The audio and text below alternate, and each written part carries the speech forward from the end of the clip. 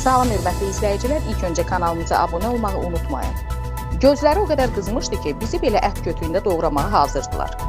Söhbət Nəsimi rayonu Eldar Tağzadə 18 nömrəli bina Yeni Bazar adlanan ərazidə mənşəyi məlum olmayan ət satışı ilə məşğul olan bir qrup işbazlardan gedir. Havaların istiləşməyə başladığı bir vaxtda tez xarab olan məhsullardan öndə gələni ət və ət məhsullarıdır.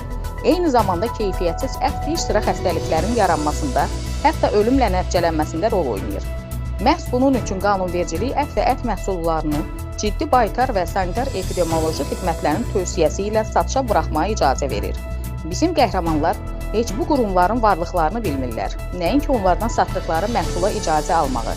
Elə buna görədir ki, mənşəyi məlum olmayan heç bir laboratoriyada yoxlanmadan keçməyən, satışına icazə sənədi olmayan iyilənmiş ətləri açıq-aşkar əhaliyə satmaqdan çəkinmirlər.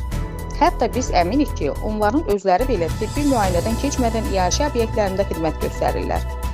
Biz jurnalist mövqeyimizi ortaya qoyub, etdikləri qanunsuz ticarətə irad bildirdikdə, az qala ət yerinə bizi doğrayıb satacaqdılar. Əlləri, üst başları heyvan qanı ilə üfunət qoxan bir qrup işbazlar, jurnalist heyətinin üzərinə hücum edib, çəkilişlərə əngəl olmağa çalışdılar. Bunları edərkən ünvanımıza əxlaqsız ifadələrə də xəsislik etmədilər. Yenə də nə yaxşı ki, bizim qanun keşikçilərimiz var. Üzərimizdə edilən şuursuz hücumdan qorxaraq 102 qaynar xəttinə müraciət etdik. Nəsimi rayon polis idarəsi anında müraciətimizi cavab verdi. Bizi qəssabların əlindən xilas etdi. Millətin sağlığı ilə varlanmağa çalışan bu ünsürlər hal-hazırda məsuliyyətə cəlb olunublar. Ümid edirik ki, qanunlarımız millətinə qənim olan belə varlıqlar haqqında əsaslı ölçü götürəcək.